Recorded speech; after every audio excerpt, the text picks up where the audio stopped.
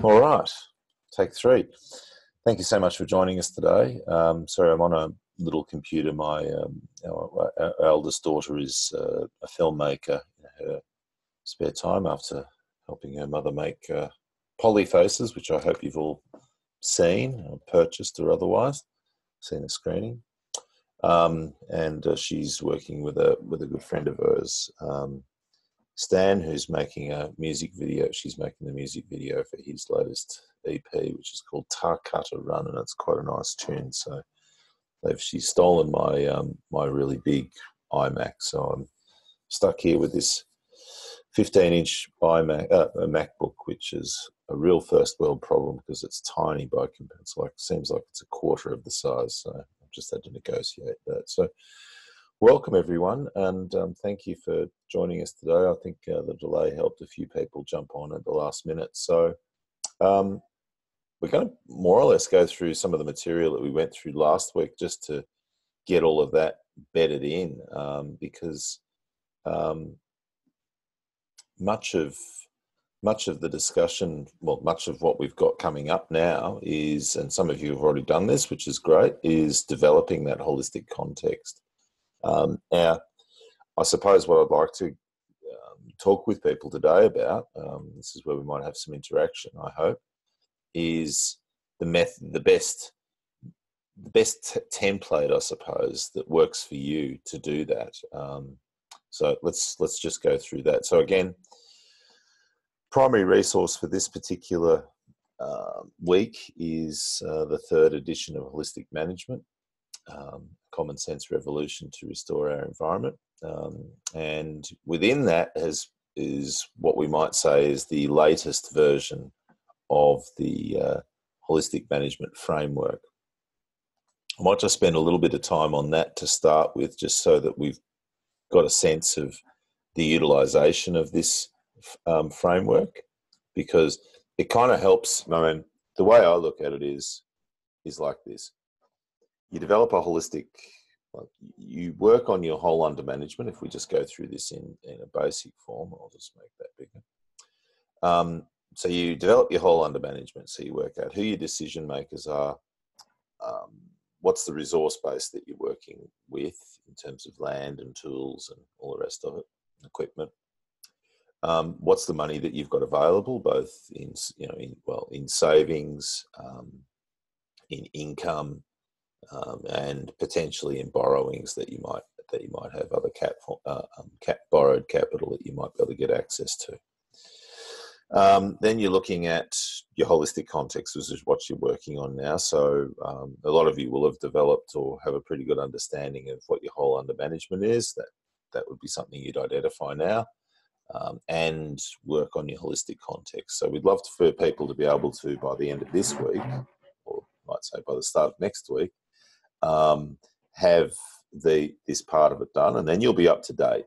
So if you can even just get a few words down, it means you don't have to get wordy and elaborate and all of the rest of it. You might do what some people call a vomit draft, where you look back at it later and you think, oh my God, I'm going to vomit. But it's that, or other people will put it that a vomit draft is where you just pour it out. It's just straight out of the gut, as it were. It's quite vulgar. But get that sort of thing down. I've noticed a few people have, got a bit of butcher's paper. I think Jason Patterson, he showed us some work that he and people around him have worked on. Got a bit of butcher's paper, got a whiteboard, got a blackboard, whatever it is that works for you. Just get some of these things down, and then if you have the time, type them into some sort of table and share it with us so that we can get a sense of what your specific whole under management and holistic context might be. It's an iterative process, so don't feel like, again, that you need to have this all done in 5 minutes or the period of this week.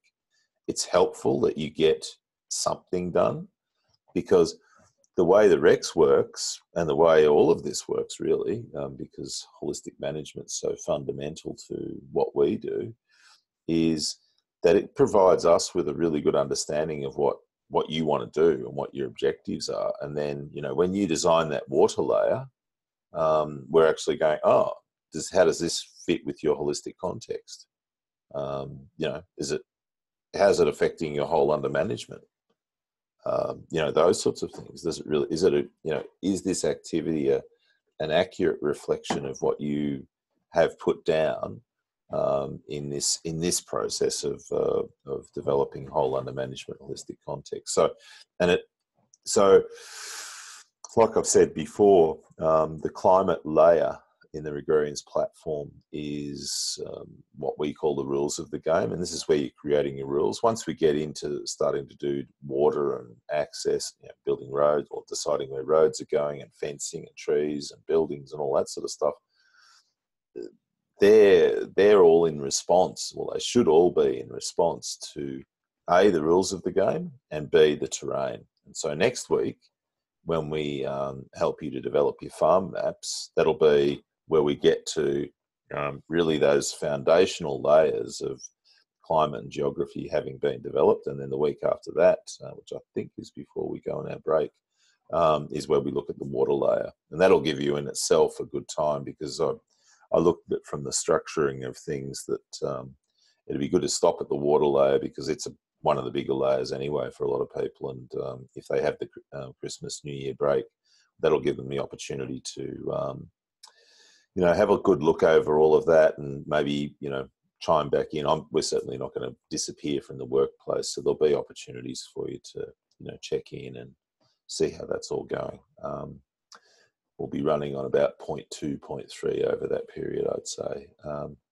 Anyway, so from a holistic management point of view, if you're just sort of looking in that methodological domain, those first two parts, then the ecosystem processes.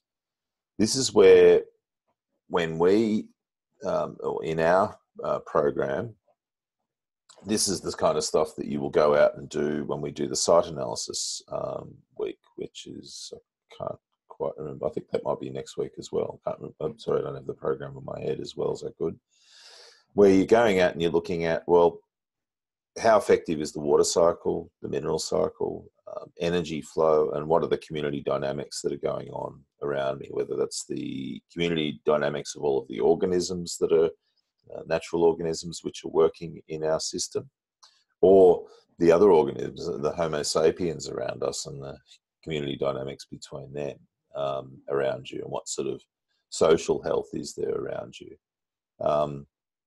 So that's stuff to put a bit of an eye over. I look at ecosystem processes as being very much linked to Graham Hand's great work, which follows on from great David Tongway's insightful work on looking at landscape function and how one can go into any landscape with very little ecological training and put your eye over it with intent and get a pretty good picture of what's going on in terms of soil health and and biodiversity. Well, the likelihood of soils improving and the likelihood and an understanding that soils are improving or not, and whether biodiversity is increasing or not, and whether the water cycle, mineral cycle, and energy flow are working. All of those things can be encompassed in the use of the landscape function tool. It's a very, very useful tool from that perspective. And I think it's really great because, as you'll see, it's really great because it means that when you go into an environment, your eyes are open in a different way. What you focus on is really important. And we are, look at it, our eyes are in the front of our head. We're capable of incredible focus. And so, when we, as I understand it, when we go out into the environment or just period, we have the capacity to focus on something. Like if you look at this computer screen right now, you're probably focusing on something on there. The whole is there, but there's something, a word or me or something on there, a picture, a diagram that you've got your main focus on, and then the rest of it's sort of there, but you're not focusing on it. And that's part of our capacity. And that's part of our intent. So if your intent is right now to focus on the words that are on the table, or on me speaking or whatever's working for you, well, and that's what you focus on. So similarly, when you go out into the landscape, and this is something that's a really good insight, if you like, is that, and I found this in feedback a lot, is that people who go out into the landscape and actually look for things and look through a particular lens, if you like, see things that they never saw before, that were there all the time, but they just didn't see them because they weren't looking at them. And that's exciting because and especially when that comes with some intent behind it. And what I mean by that is, so you might say a sort of a psychological attitude that's coming behind that. I think that's really exciting because, like, if you go out there and say, oh, I'm going to look and see how bad the property's looking, right? And I'm going to do the landscape analysis and function analysis, and you go out there and go, oh my God, this is terrible. What have I done? It's all my fault, blah, blah, blah, blah, right? As opposed to going, I'm really excited to go out there and see how the soil surface is functioning. I'm really excited to learn more about that, and I'm really interested in the ways as a land manager in the future I can make this place go so much better. You're looking at the same thing, but you're coming at it with a different intent, and one's going to bring you down because I'll tell you what, if you go out and look at just about every landscape that's out there that's under human management, you're going to probably be disappointed at how it's operating. That's the general thing that's going on. So you can either take that intent and attitude out with you, or you can go back to the child a bit, I suppose, and have that excitement for the future, that hope for the future, and realize, when you're building yourself up in that way, that the past is the past. It is what it is. There's some things that will be harder to undo than others, but it is what it is. So you're either going to dwell on that and be unhappy about it, or you're going to get to work. So obviously we encourage people to get to work. So that's a really exciting part of this framework, is to go out and get a really good sense of how those things are working, and get that feedback from the ecosystem. And it's amazing once that you see where you're at, and from that, it's kind of like a lot of things. You can see where you are at yourself in a whole range of ways, and put yourself through some diagnostics, and then find yourself working on particular parts of that to improve yourself. It's really no different to the broader ecosystem. With ecosystem management tools, these are the tools that humans are a rare species in that there's other species that make tools, but none make as many tools as, not so much make tools as use, like a crow will, pick up something to dig something, or pry something, and monkeys will do the same. We actually go and physically make things into tools. So we're pretty capable from that perspective. Now, that unique outcome of human creativity has built a whole range of technology. It's taught us how to make fire. As far as I know, we're the only species that knows how to make fire and uses it in the way that we do, whether it's in making fire and inside an internal combustion engine, or burning an area of its brush, or using it for heating ourselves. There's or cooking our food, etc. There's lots of different ways that we use fire. We're masters of it. Although there's the modern human who doesn't know how to make a fire as well, from the raw ingredients. Then there's the use of rest, and that's a tool that Andre Vasson's insight, I suppose, really gave us. Vasson, when he came up with his book, Rational, and his whole understanding around rotational or rational grazing back in the 50s, was very insightful and influenced heavily, probably more than anybody else, grazing systems around the world. from a scientific perspective and from a planning perspective. So it's a tool that we can use in a really positive and negative way. And I suppose it's what we have with all of these outputs of human creativity, is that our control of these and our use of these can be positive, negative, or somewhat benign, or level, you might say. So you can have, it can be what I would call the three states that we have, where we've got atrophy, sustainability, and regeneration. So atrophy, where things are getting worse and degrading. Then you've got sustainability, where they're basically staying the same, and where you've got regeneration, which is where things are actually getting better and self-perpetuatingly better, self-perpetuating themselves. So living organisms, we use animal impact, grazing. I would add to that that those living organisms are also those that are in and on the ground, apart from animal impact and grazing. So there's that as well. And then outside of that, which is also a function of human creativity, is money. No other animal uses money, but other animals labour. So we're not unique there.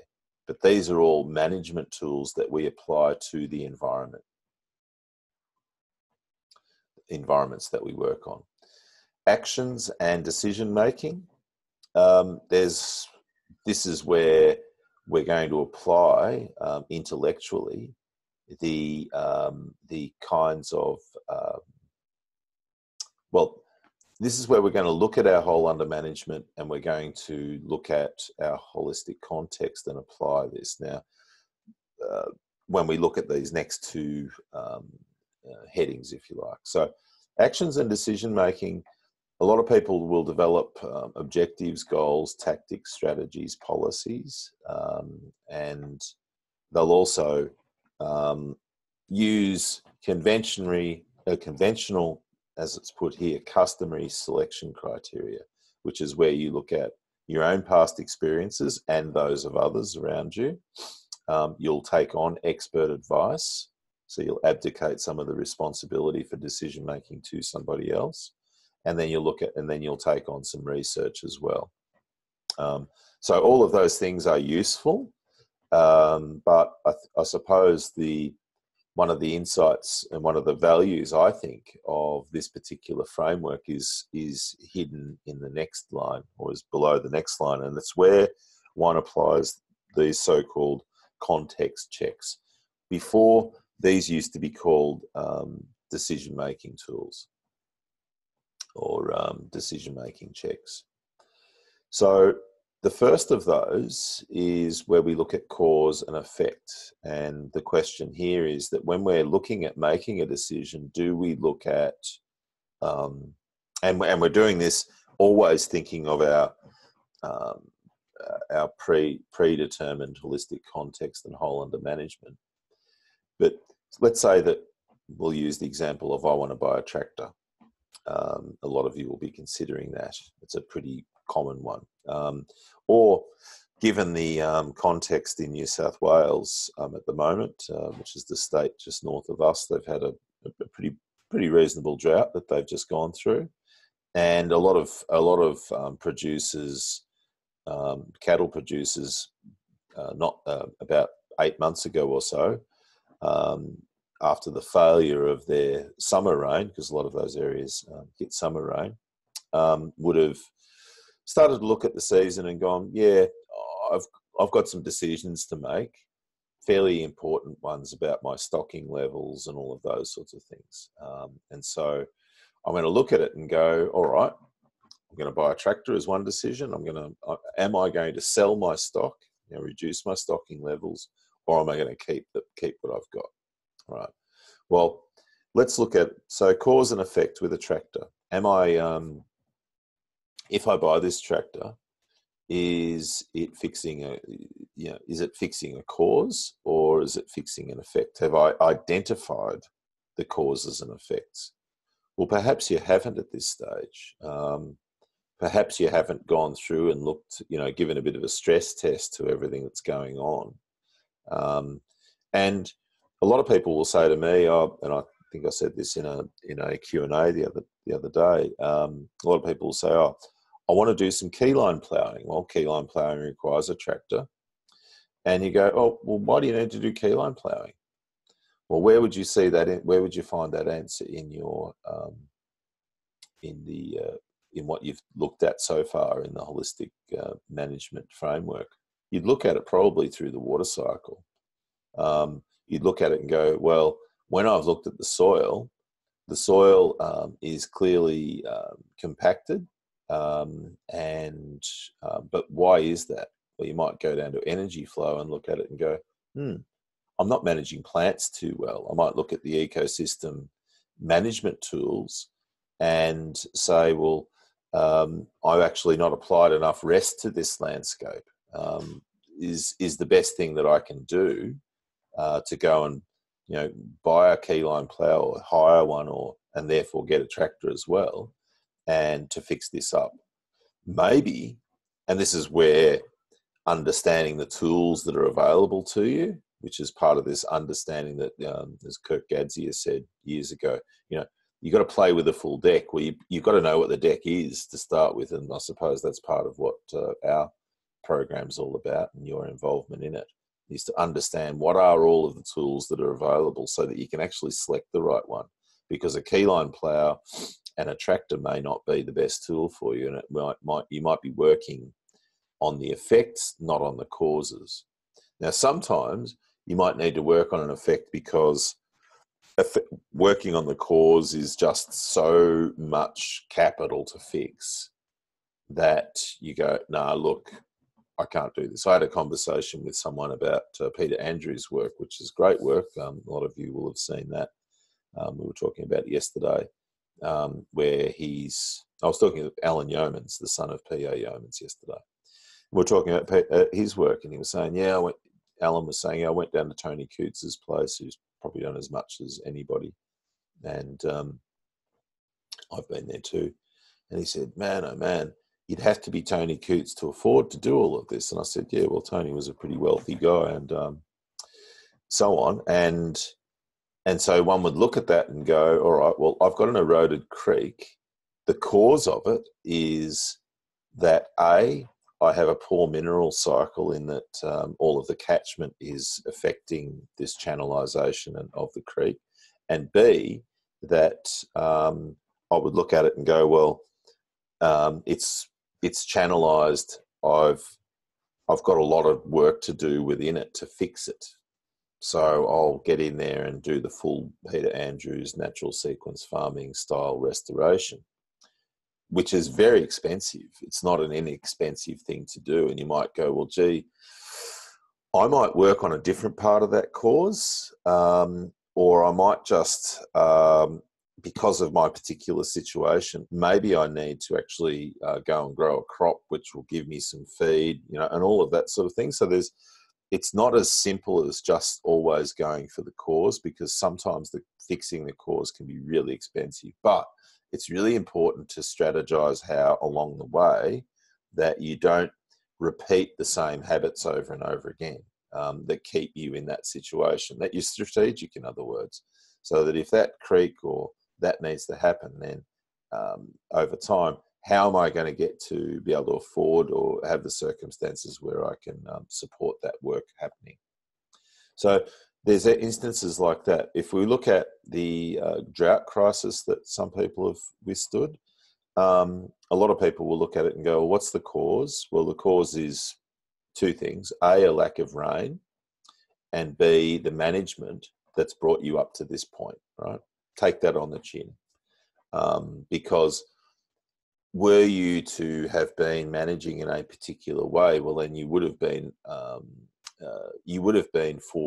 able to foretell and to an extent be prepared for the likelihood at any time in this drought-ridden country that there's going to be a drought, right? You wouldn't have eaten all of your spring growth, for example, because you doing all of that for some sort of shorter term gain has actually come to bite you on the bum now, because you've got no feed to take you through the dry period. So there's those sorts of things that you've got to take on the chin. And for some people, that's hard psychologically, but I think it's part of your awakening if you're a bit, well, if that's a weakness in you, well, that's perhaps something you need to work on, because it's going to, life's going to be hard for you if you don't. You're doing a really hard job, which is called agriculture. So you got to toughen up a bit in this sense. And when I say that, toughen up with tools, toughen up with management, toughen up so that don't just toughen up. It's not just about that. It's actually about building more. Probably the term to use, which is better, is create more resilience within yourself, and that resilience has to be underpinned by an array of management strategies. If you don't, then you're going to be just gritting your teeth and giving yourself stress. So that's where we look at that. Weak link. The weak link is something that's really important to identify. It's interesting to me in this whole framework that weak links aren't isolated as such. I suppose when you come to make a decision, as decisions pop themselves up, as some of those that we're looking at now, it gives you an opportunity to reflect on what the weak links are that are peculiar to that decision, and the tools and technology that's practices that are around this decision.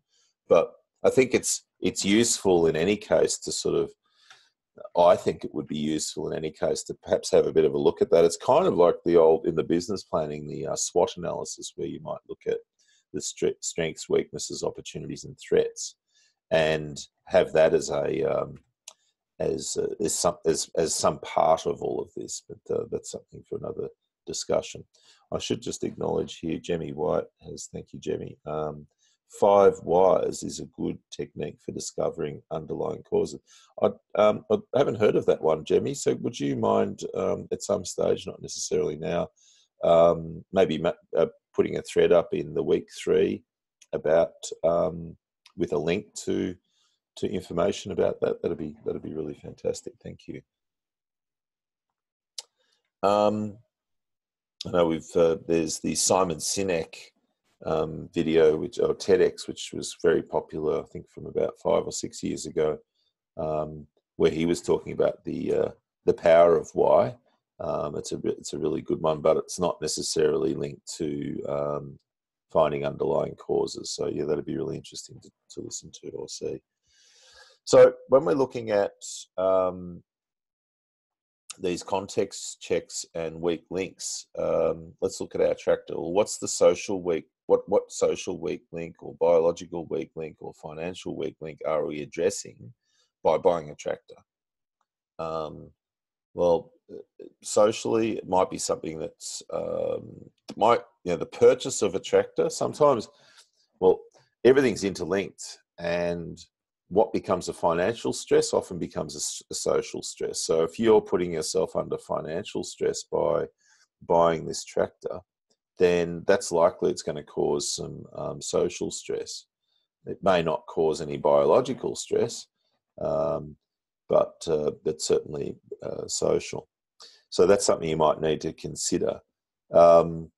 Is it fixing a weak link? Well, if it's a financial weak link, well, what's it enabling? And one of the things that we've got this is from Bill Mollison in the permaculture field, where he pointed out very early in the piece, on a workshop I did, about the differences between what he called regenerative infrastructure and degenerative infrastructure. So stuff that we can, through accounting, depreciate is typically what we call degenerating infrastructure. So as far as I know, you can't depreciate a forest that you plant, right? It's not something that there's no capacity in accounting to do that, but you do depreciate your tractor.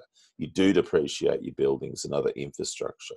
And the reason for that is because within accounting, we realise that there's things that will need A, maintenance, and B, replacement. And so we acknowledge that, and because our taxation system is largely built around encouraging consumption, we will we are how would you say, we're influenced by the tax system to depreciate, because that gives us a benefit, so that we will go and get the value of that down to a point where we can't depreciate it anymore and get a return out of it, as some kind of a return. So we go and buy something new in order to be able to keep the economy turning.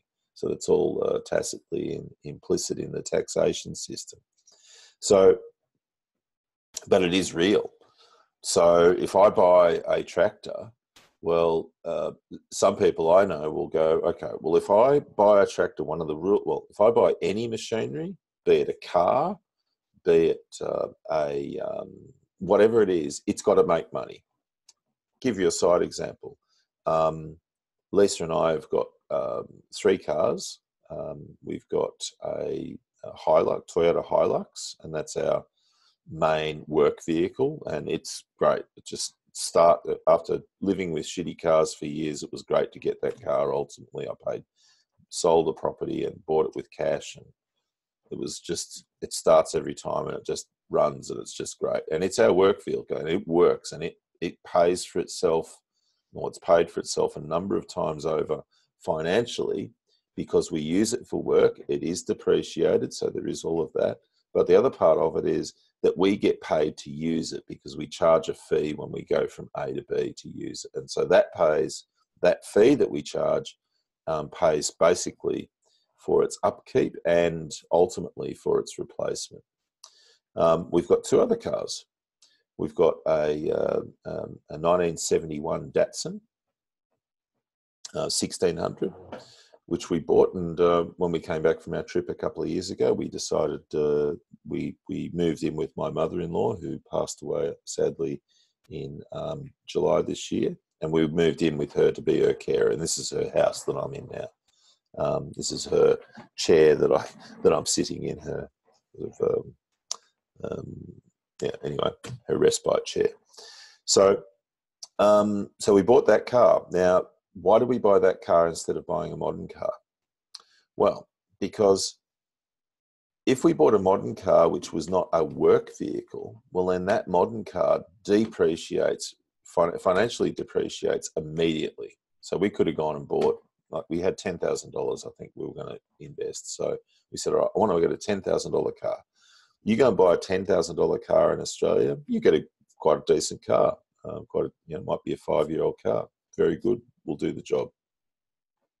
But 3 years later, what's that car going to be worth? It's going to be worth, say, $5,000, $6,000. It's going to have been useful, but it's not only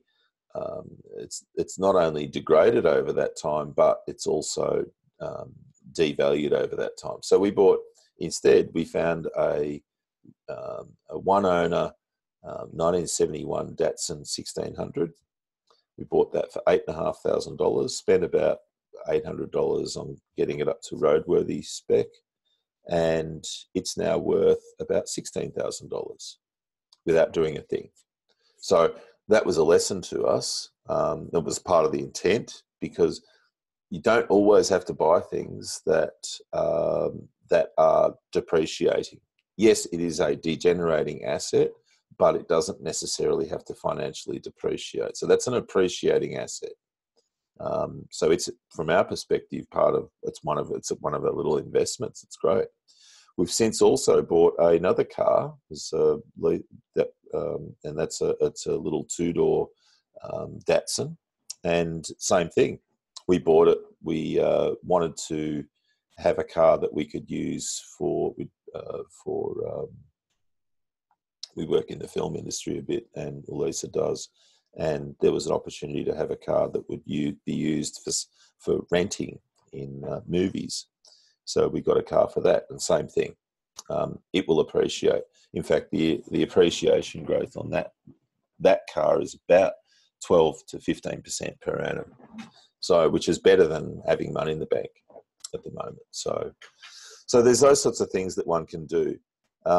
Tractors aren't actually bad investments necessarily, depending on what age you get.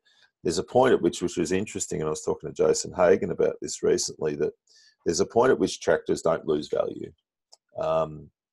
But you're not going to get a new tractor that doesn't lose value. It's going to lose a lot of value very early, but then it will more or less stabilize. That's how it works, provided it's maintained and whatnot. So that's an interesting one from that perspective.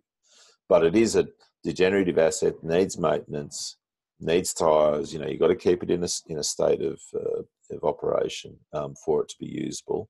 And the biggest point is that when you're doing your operations, you've got to have a financial plan that's wrapped around it so that it actually makes money, and that's a really big part of it. So I think it was Joel Salatin, our friend, he was telling me one day that every piece of equipment that they have and every person that they have work with them has to have I think it's 150% return on investment.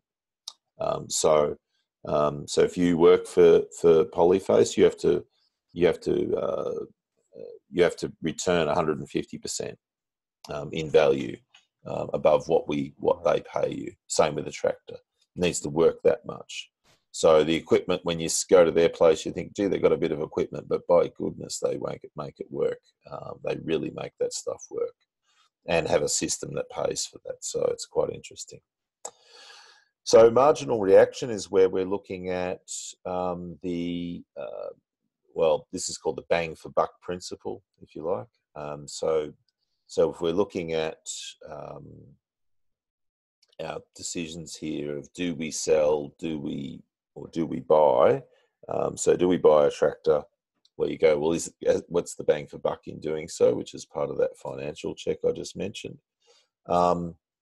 It's also where if we're looking at the decision to destock or keep animals on, you're going to look at, well, what's the bang for buck in keeping these animals on? You might look at it and go, well, there is none, because I'm going to have to buy feed. And of course, feed is going to become more expensive. Animal health is going to dive, and so on, as a result of me persisting, because I'm a cattle person. I need to keep all my cattle. I've got genetics invested. There's a lot of things that people will say, and I think they're quite valid, and they're part of that customary selection criteria that for why people make decisions.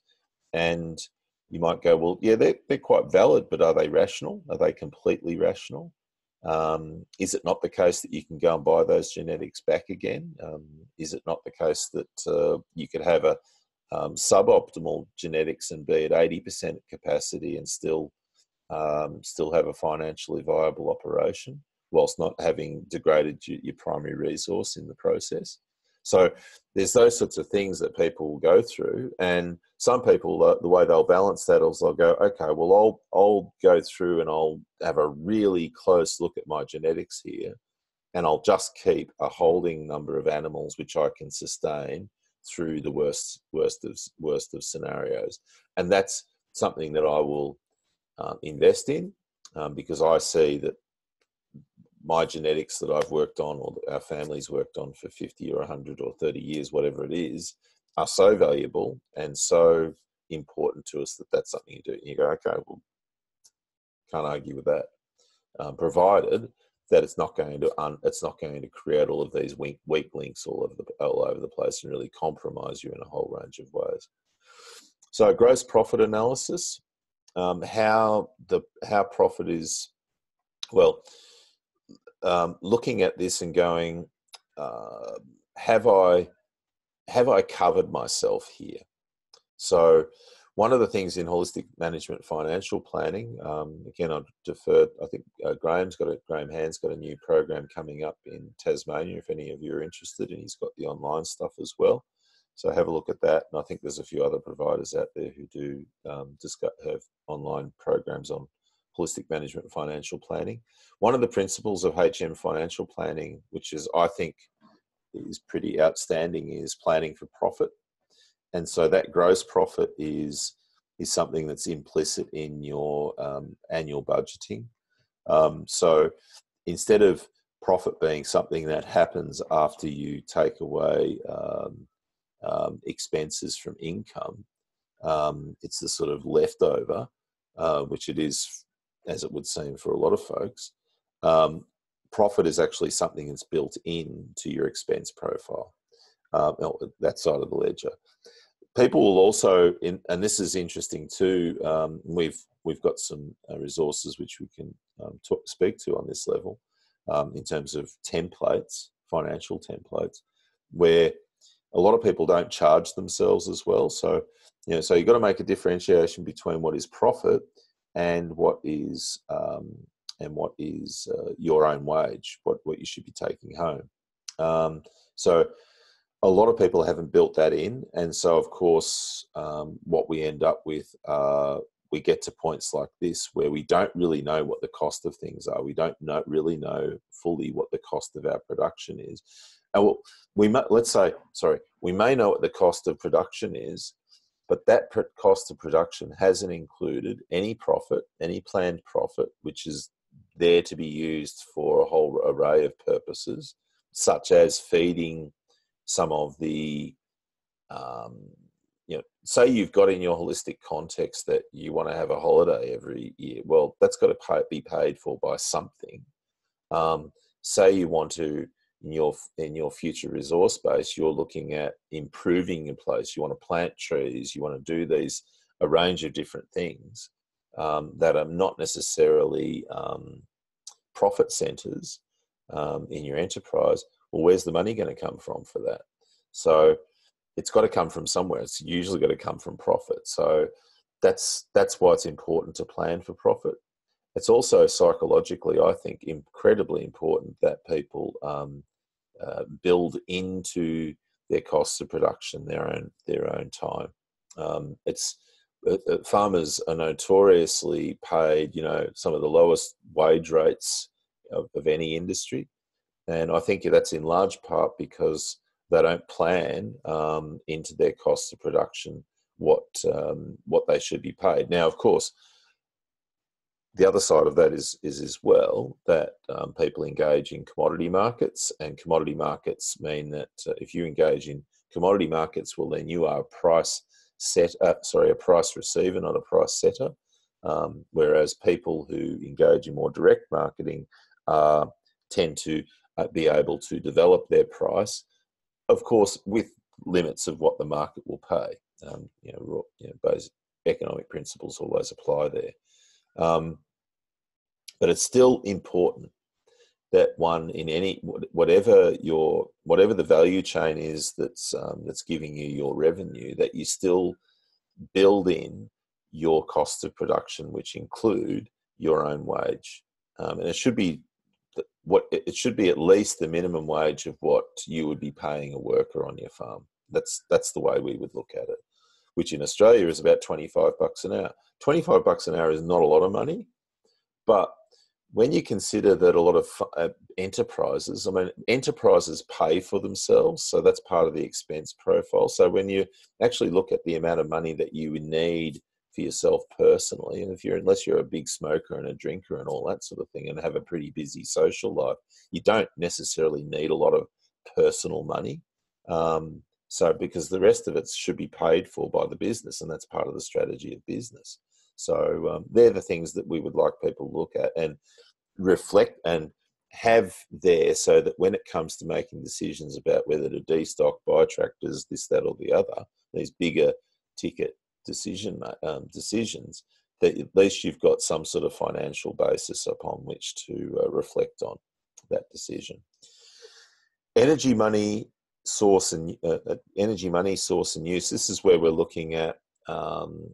Is this decision the best use of our energy? Is it the best use of our money? Money is a reflection of money. It's an energy exchange. Money is an energy exchange. It just puts a value on that energy. So, is it the best use of that? And that's something that you're going to question. Are you just repeating, which is the energy part of it, the source and use? Are you just using are you on the gerbil wheel, using the same old techniques? Are you doing the same old thing? Are you making the mistakes or following the practices of those before you, in that you're crossing your arms and gritting your teeth and say, I'm going to get through this and I'm going to keep buying feed and I'm going to go into debt and then the rain's going to fall and I'm going to be better, right? No. You know, the history and the evidence is pretty compelling that that's not a good strategy, because the countryside is empty of people who felt that way once. So no, it's not an effective strategy. An effective strategy is being a really good manager and taking a fundamentally management-centric focus on your business, so that A, you're more resilient, and B, you're more prepared to make better decisions, which when the rain does fall, which may not for a long time, at least then you'll be in a better, you'll be in a position where you can rebound from what's gone on, and not founder sort of going, oh gee, I wish I had the resources to recover from this. There's a lot of parallels. It's very interesting. There's a lot of parallels from the response from drought in a landscape to people themselves. So I'll put it to you like this. Landscapes which are really well managed up to the point of a drought, it's a sign of how well managed they are by how quickly they then respond once any rain or humidity comes along. If the situation has been poorly managed up to that point, then it's equally as fascinating to see how that landscape responds following the breaking of or following any rain coming. It's really fascinating. In one situation, what happens is that, yes, you've gone backwards. There's no doubt about that ecologically. There's some, droughts are hard things on the environment. Excuse me for a moment.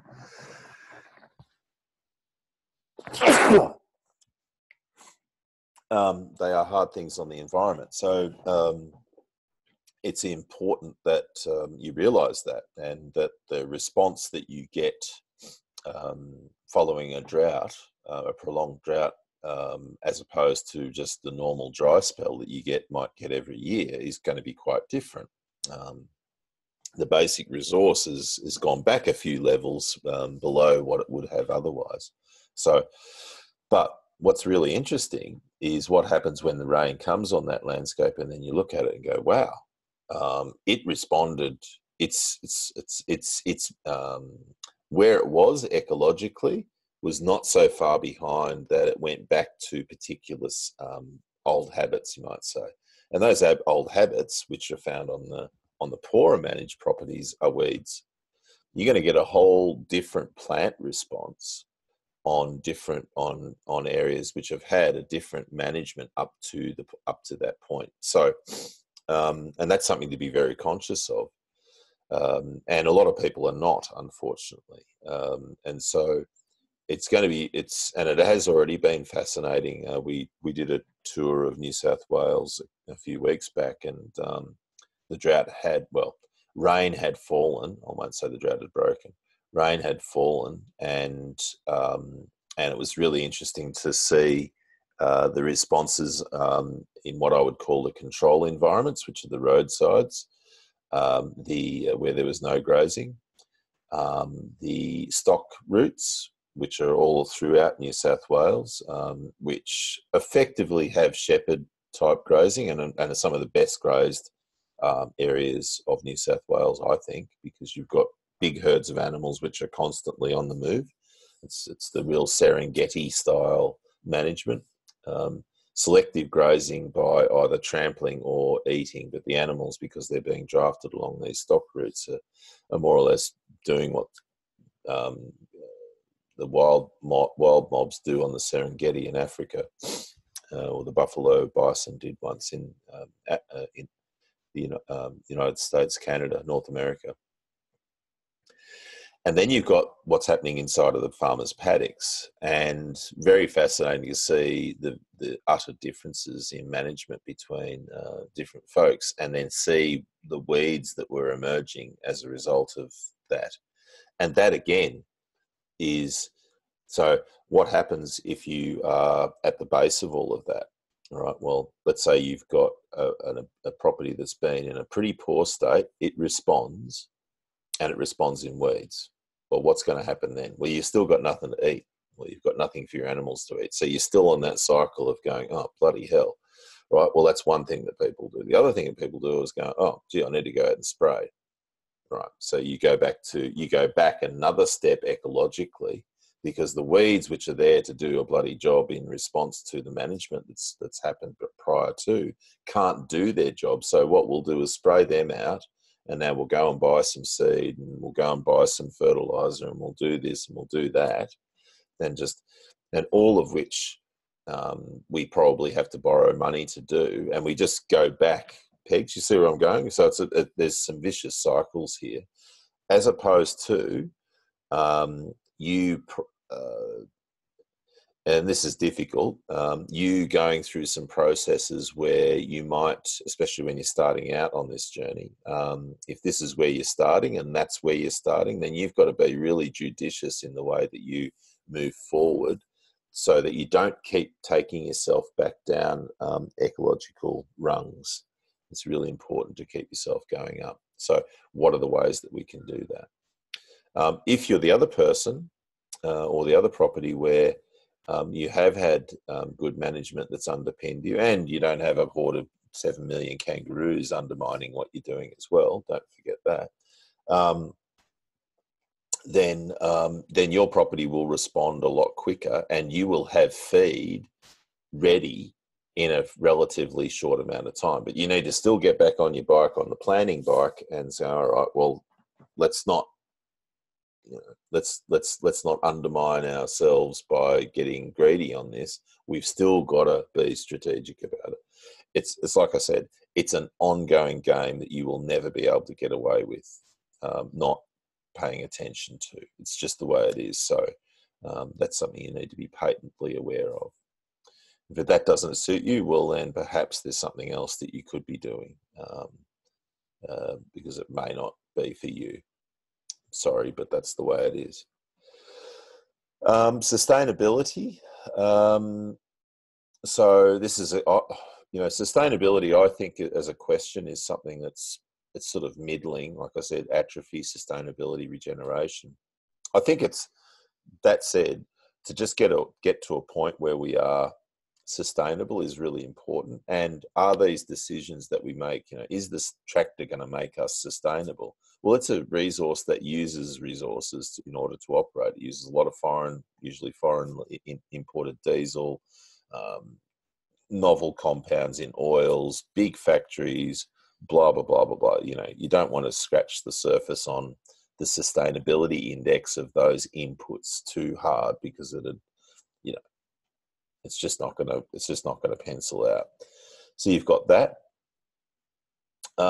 You might look at it and go, well, yeah, look, I'm going to use the tractor in these particular ways. It's going to enable me to get all of this vegetation and all of this carbon into the system, which should offset over time the amount of carbon that I used in the tractor to operate it. So you look at it through that lens, potentially. Some people are going to go, look, we're in a period of time where these resources are available. I'm going to use these tools because that's what we do. We're modern people, blah, blah, blah. And like a lot of things, you turn a blind eye. If that's the way you want to work, that's the way you want to work. I'm not going to make any judgments on that, apart from saying, well, that is how it is, and that's not illegal. So go for it if that's how you want to operate all of this. But if you're true to this, then you may feel differently. Similarly, is it sustainable? Because sustainability is not just about ecological sustainability, it's also about social and financial sustainability as well. So is putting myself under all of this financial pressure, or how's that going to be socially sustainable as well as financially sustainable? They're the questions that one would ask. Now, it's interesting in this, after being so rational and going through these 6 headings of questioning, of checking, that you come now to the gut check in this, which is interesting. And I think Javin spoke about this, that there's more to this, and there's more to this than meets the eye, and that has been discussed previous, that the gut actually does have an influence over us as far as our decision making, but it shouldn't be the only thing. Just like sustainability shouldn't be the only thing that drives a decision, because you might be cutting off your nose to spite your face. Like if you want to just go and run a horse operated enterprise, well, there's implications for that. There's sustainability implications for that, just as there is for running something that's fossil fuel powered. So, there's no free lunch, in other words. And you can't just focus on one of these as being the only thing that will influence you in your decision, in the creation of a decision, in the determination of a decision. It has to be holistic, and that's, I suppose, what we're looking at. I think that we'd all roundly agree that if one was to go through and ask a question, use these questions, these context checks for determining an outcome, for determining a decision, you'd have a much better chance of making a solid decision than you would if you just used past experience, expert advice, research, etc. Hired a consultant for that matter. There's an implicit integrity in this list of questions. One of the things that people do with this, and this might be something you might want to have a play with, is they might make up a table, and they'll have a table, and they'll because these context checks in themselves have a different weighting. So there's a bit of algorithm in this, in that you might put a different weight on different context check questions than others. Like gut feel, how much importance are you going to put on that part of it? Oh, gee, I feel really bad about this. Really, really, really bad. It might be quite actually high on your register. You just go, look, everything else I've gone through, it sort of said okay, but I just do not feel good about it. Well, you don't feel good about it, don't do it. That's something that people will often put pretty high on the register, on the weighting. Similarly, they might put a lot of value on the financial thing, because it is a big financial decision. Excuse me.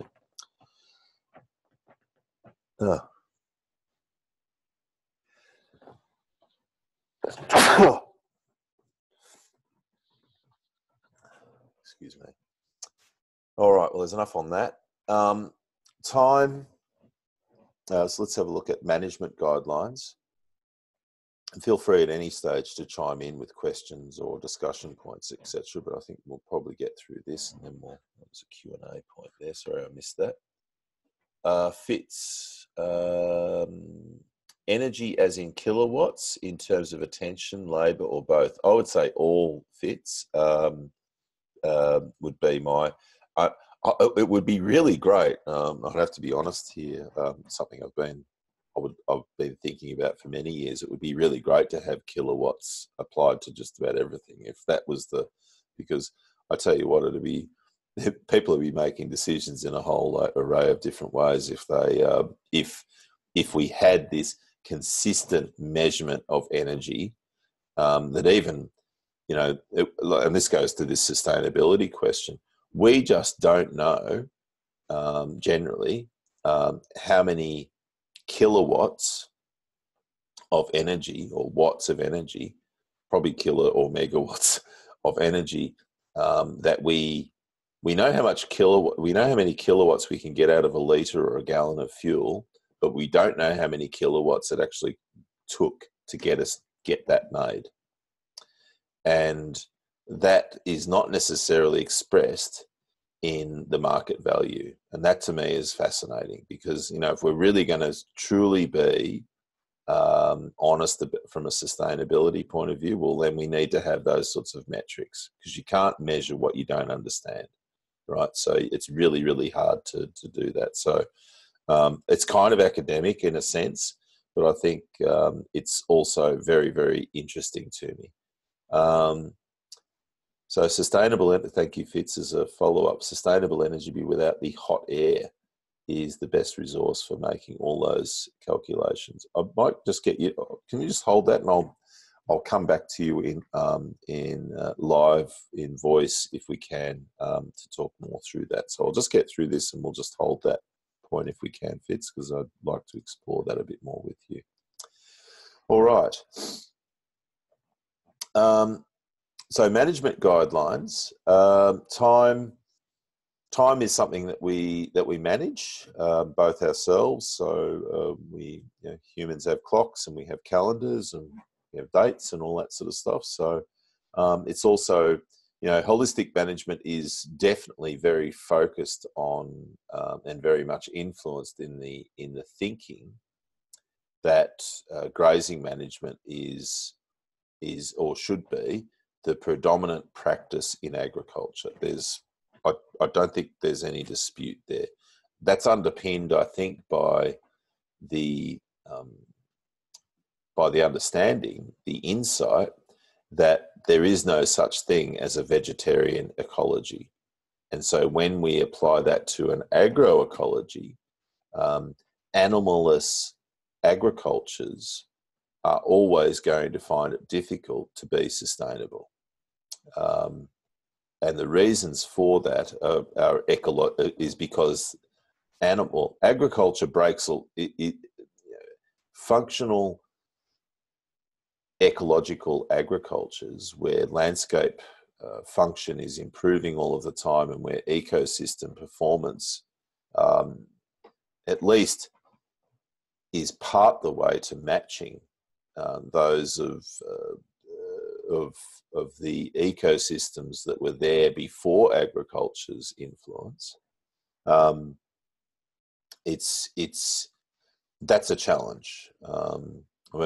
What people are practicing with agriculture is it is an artificial ecosystem, and so how do you get away with that? Well, you might look at one end of the spectrum. Well, the permaculture pathway that people talk about and to a degree practice is at one end of that spectrum.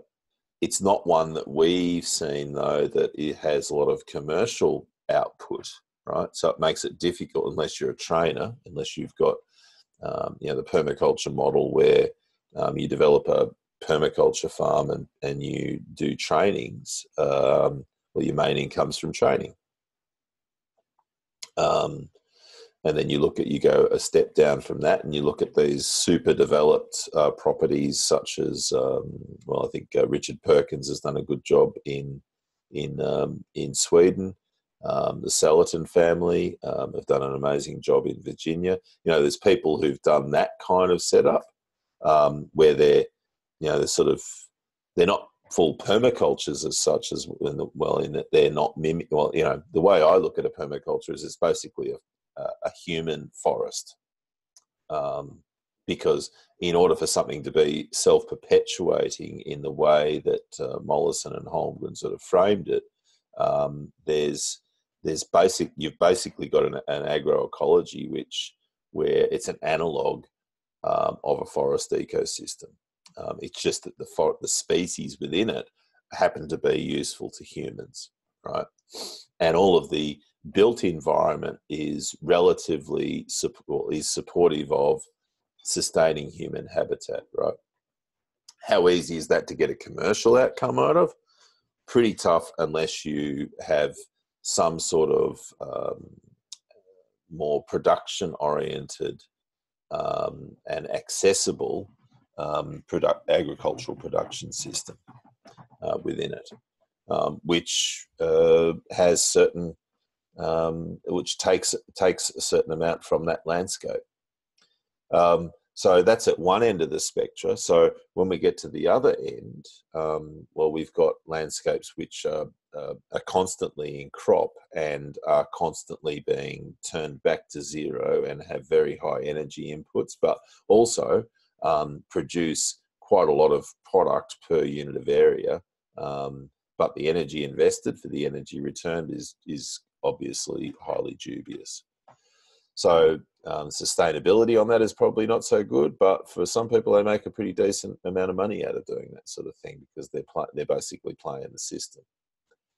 Now, the time that's involved, so within all of that, the time management that's applied is very different, because and that's what and where I was getting to with the animal system. Sorry, I got distracted a moment there.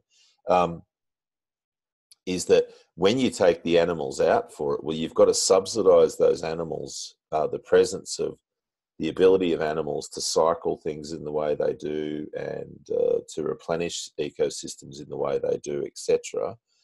You've got to subsidise that somehow, and that's done through a whole array of different materials and whatnot and compounds. So, in a lot of parts of the world, it's going to be ideal, and it's so variable according to your own context and your landscape and your enterprise and the lifestyle that you want to live and the choices that you want to have.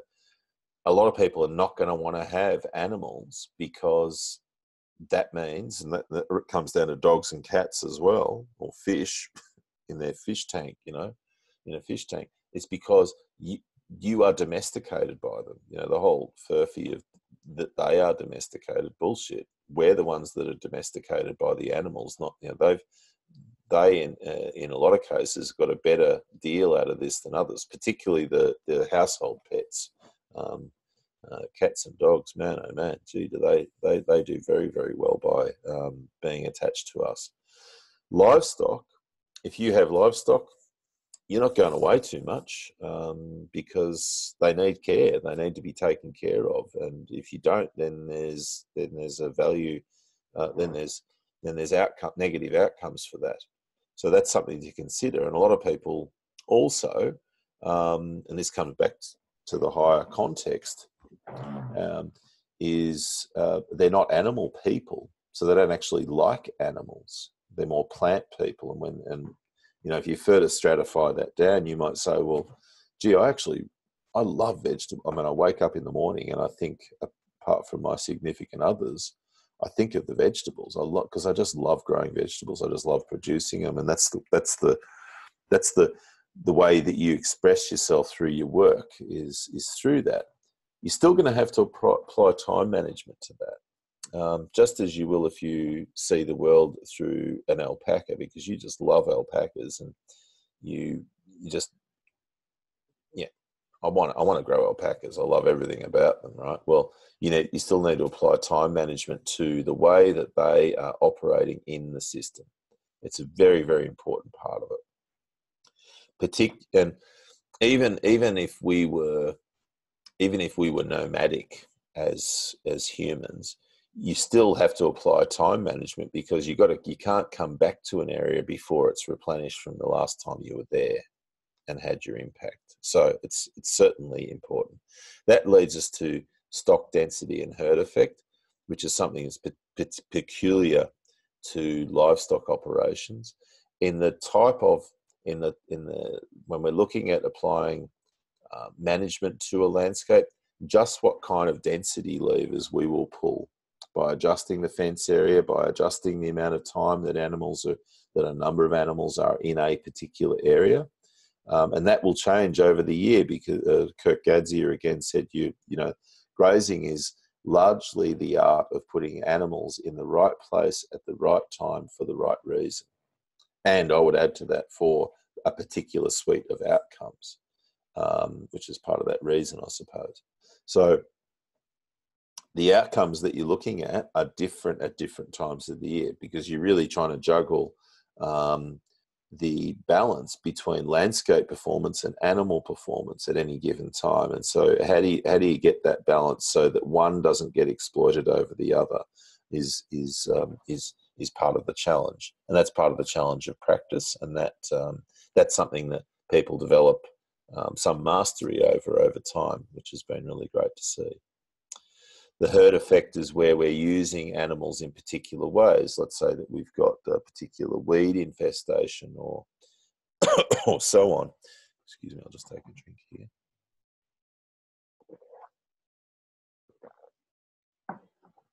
that we we often do a thing called bale grazing, or similarly, like we might have an infestation of a particular weed.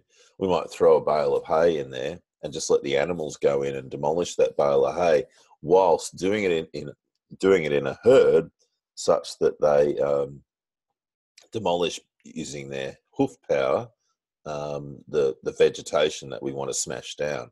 And because we've thrown the bale of hay in there, well, the hay's got seed in it. They mill around, they manure that area, they urinate that area, they change the soil chemistry as a result.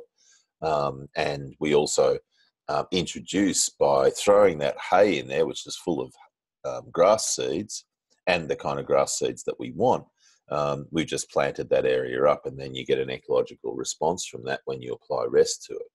So you're doing that with that intent.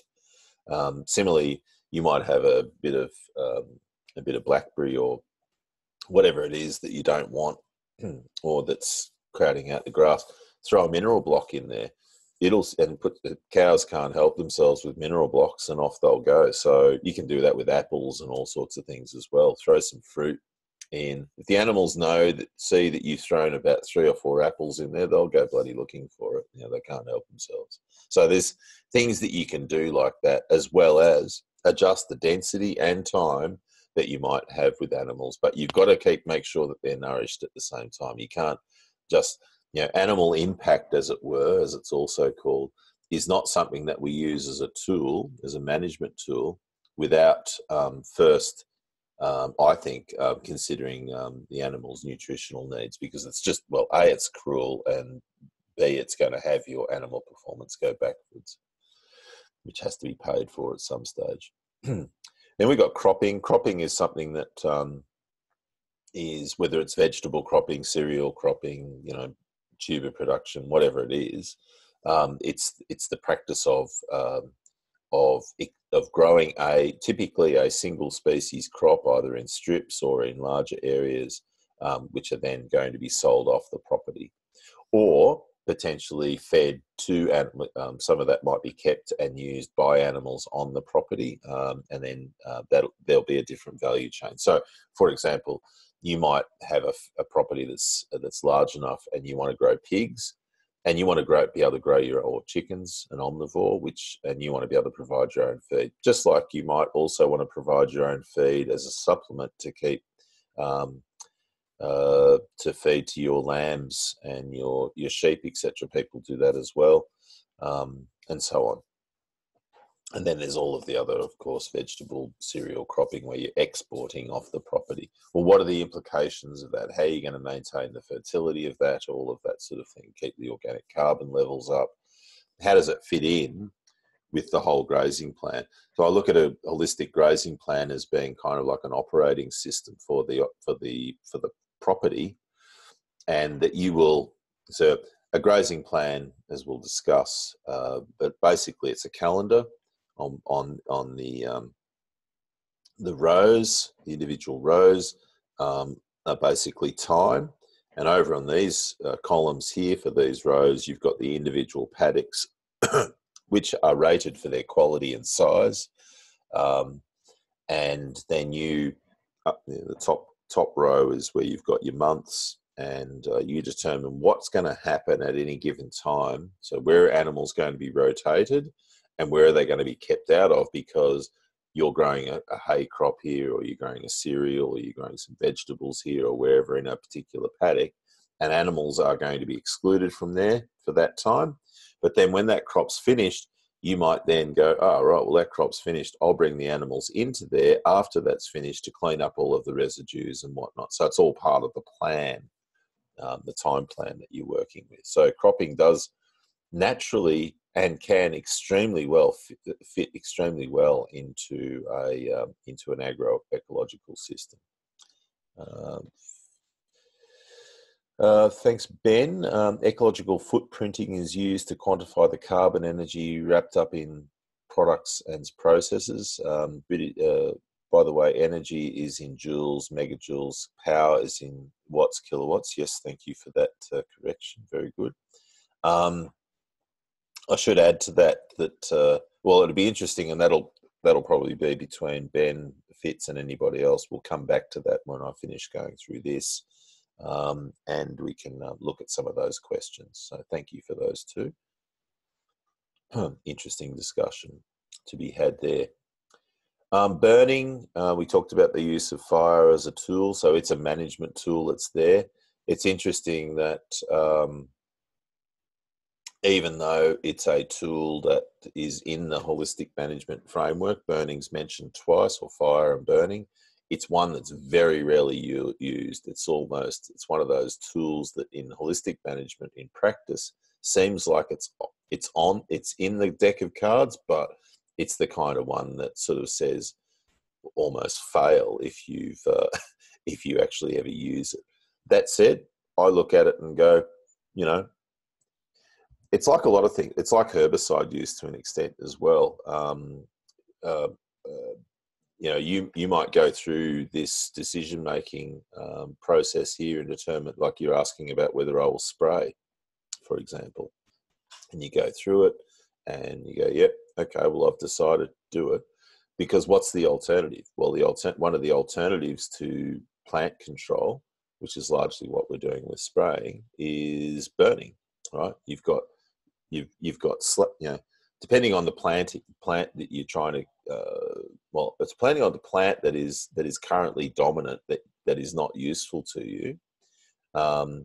Then your choices are: you spray it with some novel compound, you mechanically intervene, which means that you get a machine in and burn diesel, a novel compound, and through a machine, and you drop it and chip it and do all of whatever you do with it, mulch it. And the other option is to use animals and do the herd effect thing to try and direct the ecology in a particular way, succession in a particular way. So you've got those, and you've got burning, of course. So you've got those choices in front of you. I think with any of those, what you've got to look at this is, again, strategic, and you've got to say, all right, well, if I use any of those tools, what am I doing next? So that, and this is where you look at energy, money, source, and use. Am I repeating patterns? So if you find yourself year after year having to spray the same areas, well, then you might have to seriously question your management, because what is it in your management that is causing that ecology to keep going back into a situation that is not working for you? That's a question. That's the real question here. So whilst you might work on the effect as a short-term thing, you've got to acknowledge the underlying cause in order so that you can be sustainable, and all of these other things will fall into place as a result of that. But if you find yourself doing these things as that you habituate practice, then such as burning or spraying or this, that, or the other, then or slashing for that matter, if you habituate that sort of practice, well, then that says something about what you're doing, about your management. And finally on here is population management.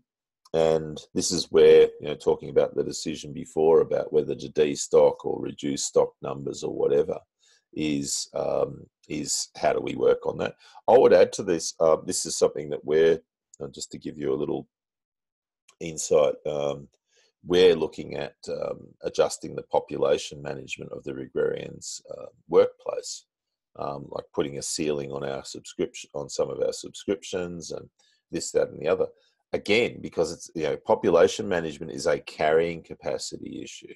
We are, Georgie and I, who are principally the people involved at Regrarians, only have so much capacity. So we need to acknowledge that, so we don't undermine what's very important to it, and that's the quality of outcomes that we have, and the holistic context, which means I want to have my weekends to do other things and be with my family and whatnot. So if that's going to be, I could go and work all weekend, but I won't have a family, and I won't be able to nourish myself in the ways that I need to outside by doing some physical stuff, getting out. And I love using my Lucas mill and milling up wood, or doing that sort of work, or doing building work and stuff. it's outside of what I do professionally, but it makes it's a huge professional break. It's a huge break for me, even though I'm still very laser focused on what I'm doing. But it helps me.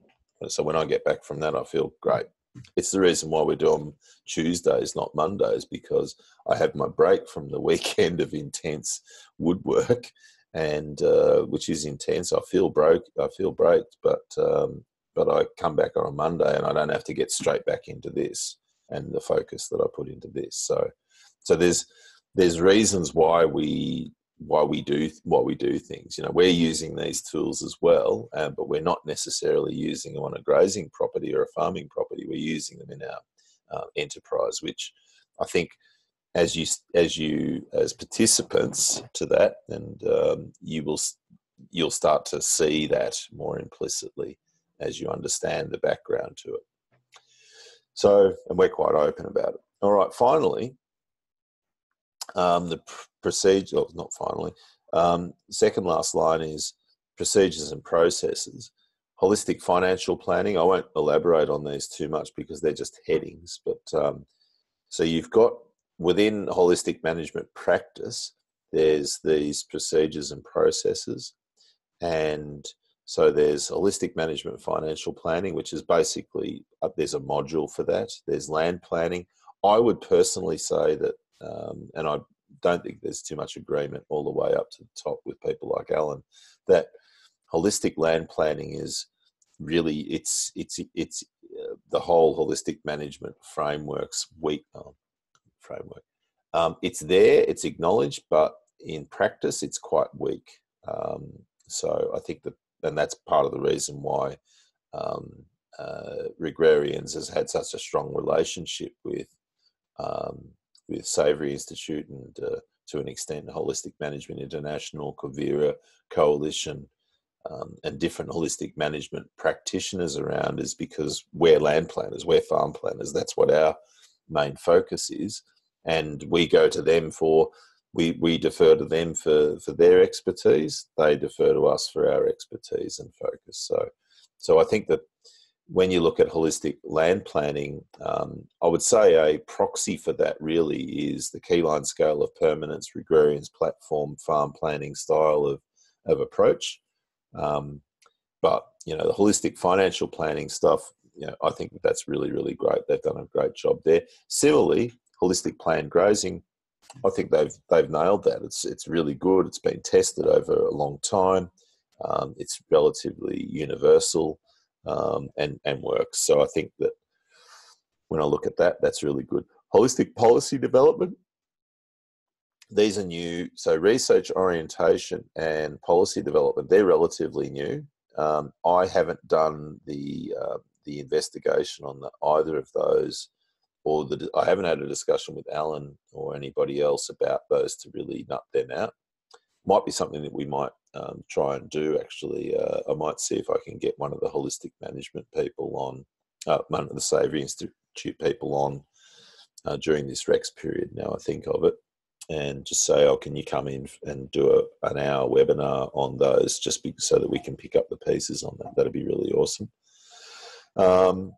That's a good thing about having good relationships. How do you behave? Well, you behave well, you keep good relationships, you are collegial. And so that, if you make the call, people will answer the phone. Feedback loop. Really interesting, this one. Planning assuming that you're wrong. Well, if that's a recipe for paralysis by analysis, then that, if you needed one, then that's it. Other people have sort of written that, and I've seen other versions where it says, assume you're wrong when it comes to the environment. I never agreed with that, because I thought, there's so often the case, and we all know this, having all of us have made some kind of plan in our lives, and we've made a plan, and then we've had all of the unintended consequences of enacting that plan come through. And I can reel off any number of those, even when I looked at even when I've gone through and used the full analysis of context checks as per here, I've had a couple of decisions which I now regret. They just didn't pan out. One of them was a really, really big decision around selling a property. Both Lisa and I went through this process, and we now regret doing that. But you live and die by what you do, and at least we, with that particular decision, whilst we don't feel that great about it, we would feel worse about it, I think, if we hadn't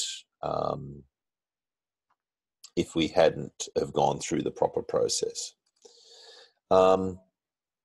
And Jemmy's written, feedback loop is similar to build, measure, learn in the business startup world. Build a hypothesis, test it, know you're right, know why you're right or wrong about the bet you made on something working. Yeah, and that's right. And running things through, I mean, we within the Regrarians space, we beta test as much as we can. That's why we're really stoked to have, well, we're stoked that we've got the Regrarians Workplace platform now, because it's such a great space for us to get immediate response from a whole lot of people whose opinions we really value and trust, and get a stronger sense as possible of testing that hypothesis, as you put it, Jemmy. I think that's super valuable to us. We really value that. And it's also about getting those perspectives from things. So we're just about to engage in a discussion with you all as subscribers, and because we've got to this point in our subscription thing.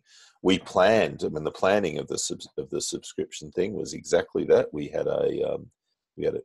got the Regrarians subscription focus group.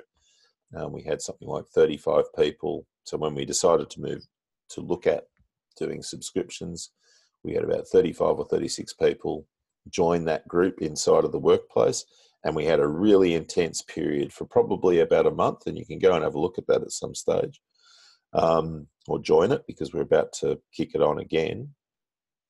A really intense period where we designed, as a community of people, the Regrarians subscription. Now, you would have thought that from that the outcomes of that would have been probably close to what those 36 people were involved in predicting. And it could not be more opposite, which was really fascinating. But that's for another day. But that's part of it. It's going to be the same with what you do in your enterprises, whether it's the decisions you make about business, or what you plant, or what you grow, or all sorts of things. At any time where you have some start-go position, once you go, then there's going to be things that happen which you just cannot predict, because the world is just too complex. So that's why it's important, and Jemmy's right on the measure here, where you're saying, well, you plan before you build, and then you measure or monitor and learn, which is the control, and then you replan. And that's, so if I again use the example of the Regrarians subscription thing, we've gone through the planning phase.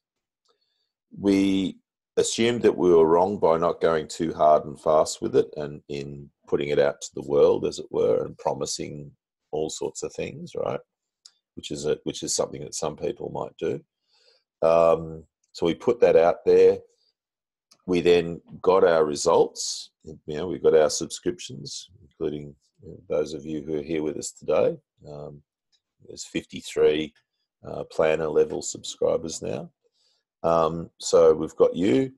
We're monitoring your engagement and getting your feedback, which is fantastic. Some of which, I had an hour or so on the phone yesterday with David, which was David McGee, which was fascinating and really insightful. So that's the sort of thing, that we're getting our monitoring. We're now looking at doing our control, and we're about to do the replan, right?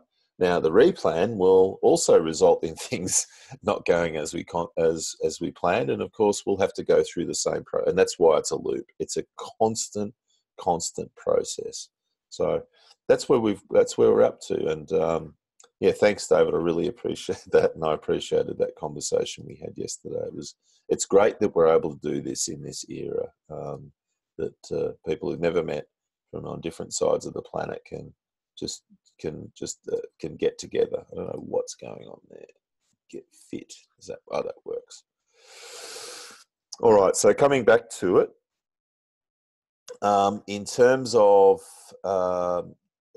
task work and all of that sort of thing, I've pretty well gone through all of this and the context checks and all of those sorts of things. So that's all taken care of there. What I would love for you to do, and I haven't actually written this up, so part of the feedback that I had from David yesterday, which was great, was around posting the task work and the references, the links and whatnot into that week's program or page. So we'll do that. But the primary task for this week, which I'll write up when we're done here in the week 3 page, is to develop your holistic context. The thing that's open to you is really what model that you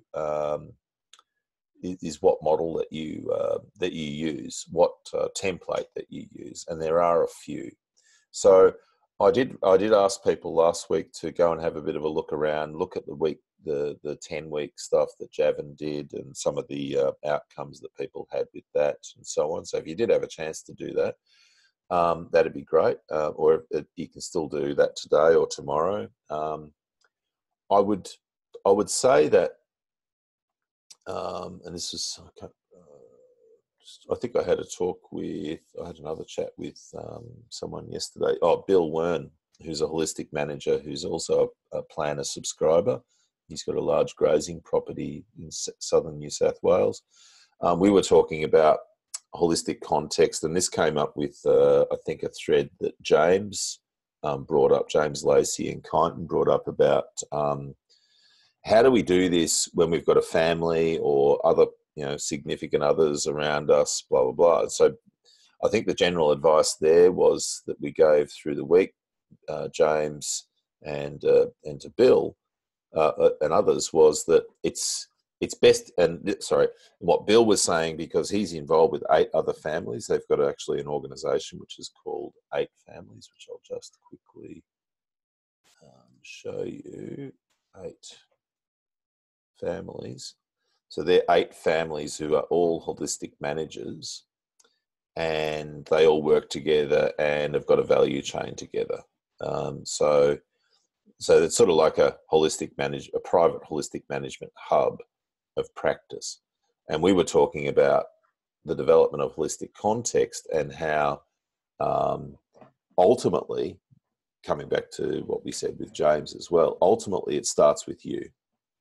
So you need to do your own, and then, so if anything happens this week, ideally I'd just like to have the principal person involved in your subscription, in your project, you do this.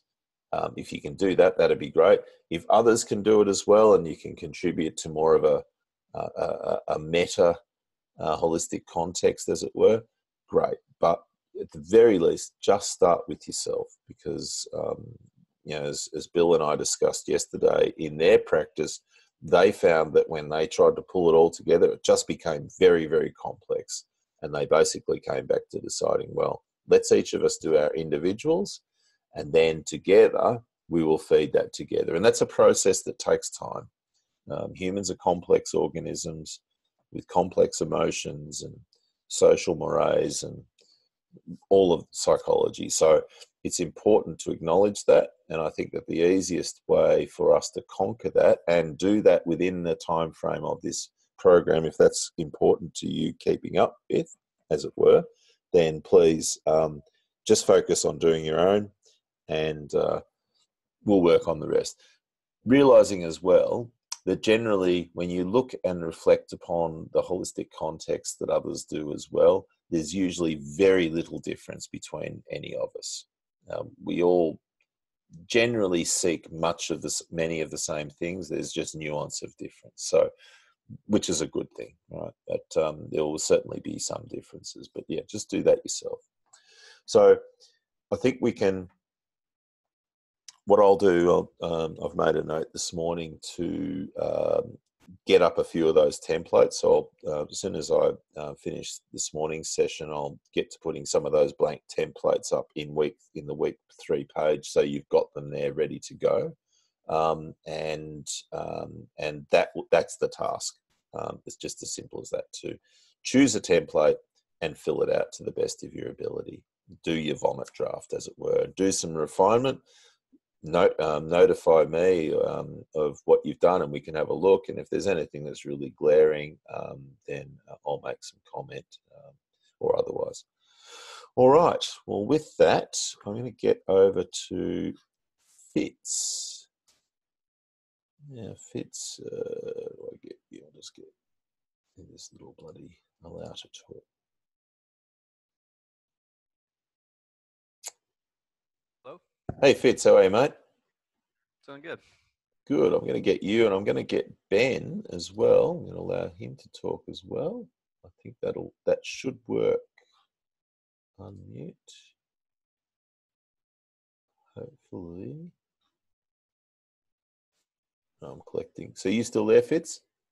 Yeah, I'm here. Yep. Yeah, sweet. I'm just hoping that I'll be able to get 2 of you talking at once. Yep. Good. You there, Ben? Yo. Yeah, great. No worries. So, Fitz, I'll start with you. Hot air. You didn't have it in parenthesis, so it's sort of. I didn't know whether we were. It is a book title. Breathing hot air, or. Sorry, it's called Sustainable Energy Without the Hot Air. That's the book title by David McKay. Gotcha. Right. Yeah, it threw me. I thought the whole thing. So yeah, it's a title. Okay, so I've not heard of that piece. Would you be so kind as to get that link up? And I think could you put it in the energy Absolutely energy page on the Regrarians Workplace, the number 10. Yeah, so just go 10 energy and pop it in there. That'd be really cool. That'd be actually what Ben said was right. Everything in that book is in kilowatt hours, not in kilowatts. Mm-hmm. So what he does is he kind of goes through every source and every sink of energy, and it's applied to England. And he looks at where is it all used, where is it all generated, where does it all go? Mm-hmm. And he kind of looks at calories, transportation, all these different things. My big takeaway from that is it's really easy to up your consumption and really hard to develop any sustainable source. Yes. You know, the lifestyle aspect really matters. Yeah. If you just eat a little bit more beef grown in the conventional way, then or fly once a year, you really increase your energy. Sorry, my baby's crying. Yeah, they do that. All right, that's all I had to say. No worries. Well, that's really interesting. Thanks. And I know that you made, I suppose, and I hadn't had a look at the link earlier in the week, or was it last week, around something similar? Yeah, energy literacy. Yeah. That was this project to kind of look through all the footnotes and all the government documents and figure out the same thing, all the sources and sinks. Yeah. I mean, what's nice about that book is he makes these palettes of different plans to kind of show how difficult these things are to solve. Like, if you go heavy solar, then you're building, and he just focuses on England. Yeah. Then you're building, transmission lines from Morocco. If you go heavy on biofuels, then you're planting switchgrass across most of your land. And they interfere with each other. So. Yeah. All right. Very Sorry interesting. about this. No worries, mate. It's all good. It's that some time of the day somewhere. Yeah. Thanks, mate. Appreciate it. So, Ben, did you want to add to any of that, mate, with the insights that you have? Yeah. It's very similar, I think. The footprinting tool, and I think there's calculators online. You can go in and punch in a whole bunch of stuff about your lifestyle, and it's trying to quantify the effects of choices that we make, I guess, as a as a global population, and it brings it down to a number that basically says, well, this is the land area that's the biologically productive area that's needed to produce X, Y, Z. Products and services. So I think currently, obviously, the world is not sustaining itself or regenerating itself. It's degenerative. And we are, I think, about 1.7 times. Like, that's how many worlds we need in terms of land area. So I just thought I'd mention it. So it's an interesting tool I got into it a long time ago. I was really, really interested in it. I called it the energy of things. So how much energy does it take to produce something locally by one process compared to importing it from somewhere else that it's been produced under another process? And it might turn out that the imported product is less energy intensive than the local product. So it's really a tool that you can use to compare. That said, that's an interesting one in an example of some of what we've been discussing today, because it may be, because I don't look at it like it, and it's the difficulty in this time and space. I mean, clearly we live in an era where our consumption is way ahead of our production, right? That's not to be disputed, but I think that, like, if we make a decision just based solely on energy, as opposed to looking at things where we look at it, and we look at the energy implications, we look at the social implications, we look, and you look at the financial implications.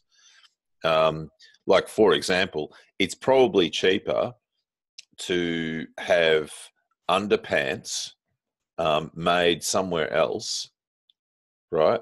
And to buy them from somewhere in China, but we prefer to buy our underwear and whatnot off a lady in Castlemaine who's down the road, who makes them in her house with her daughter. Are they crocheted? No, they're not crocheted. Very nice question. Very good. No, they're made from organic cotton, which again, when you look at it, there's decisions that we're making. And I mean, I know it's just an example that's come into my head because I was just talking with her yesterday. But you could go and just buy off the shelf one that came from some amorphous entity, or you can have it so that, because I know that us supporting her is supporting a whole other series of practices, which we see as being less consumptive than they would be otherwise. Yeah, totally. So it's not. It's a danger, I think, when people go down this pathway where they only use one metric for determining whether they'll consume a particular resource or not. Yeah, I think, but it's still definitely informing. Yeah, and there's what you said is also a bit of a gut feeling. It might be hard to quantify a pair of underpants from down the road versus from China, because you don't know all the specifics of everything that go into it. But you make the assumption that the one from down the road is going to be more, for a start, it's more in line with your ethos and what you lay out for yourself. And you would hope also that it would be the more sustainable / regenerative choice. I think it's great that there's tools out there that people can use to put some metrics on it and make some comparisons. But like you say, it's got to be taken in context. It's not absolute. Exactly. So, exactly. You've got to come back to what your context is and what your values are, really. For what sort of priorities you place on that stuff, because you might go bankrupt trying to buy boutique underwear. As they might, making it if they're crocheting it. I can't imagine it'd be too comfortable, nor would it hold up too well. As soon as you said it, I thought, no, that's not feeling good. All right, well, maybe we'll quit while we're ahead. Thank you, man.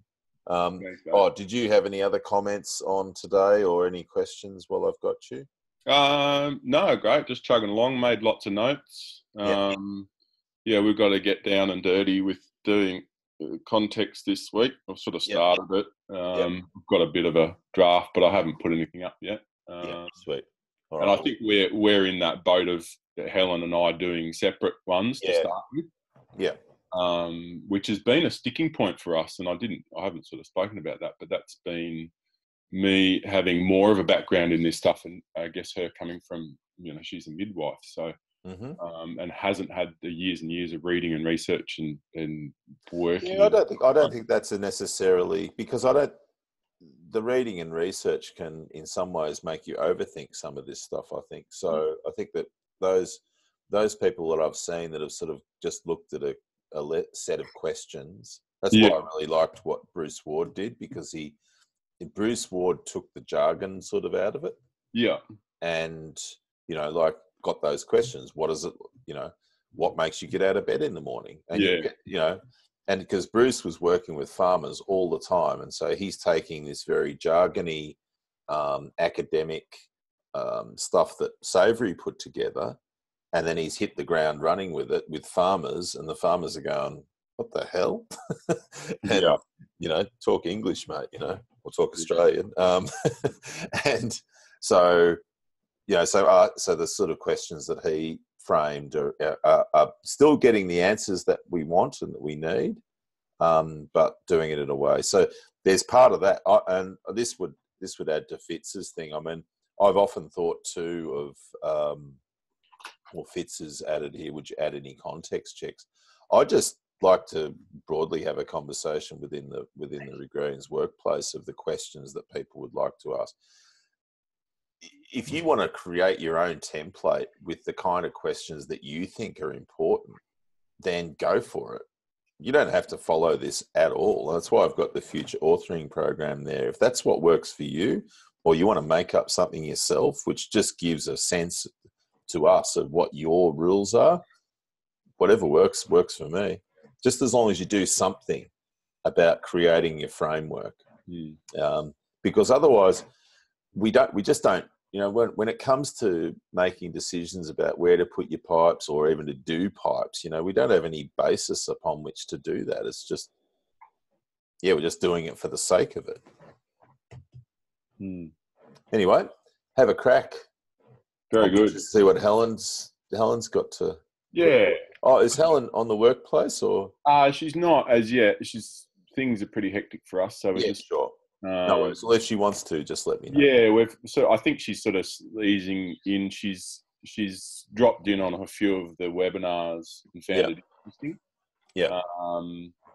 And it'll be good to go through that this week, because we do come from very different backgrounds, the two of us. And just to see what we come up with, like a closed book kind of exam, and then put our two sheets together and go, wow, that's what it was for me, and that's what it was for you. So I think it's actually great for us to do it. I think it'll be great. Otherwise, it'll be great for your relationship. Yeah, I think there's noise coming from the other, and that would happen for people within organisations when they're trying to develop context. Is that they've got all this noise of what they're trying to keep everyone happy, and like you said earlier, you just got to simplify it and bring it back to the individual. Yeah, and then once you've done that and got that really clear, then you can go, what you're putting on the table with other people. So yeah. Good work. Well, I'm glad to hear that. All right. Well, thanks, mate. We'll catch up through the week. Yep. All right. Anybody else got any stuff there they want to check in and have a chat?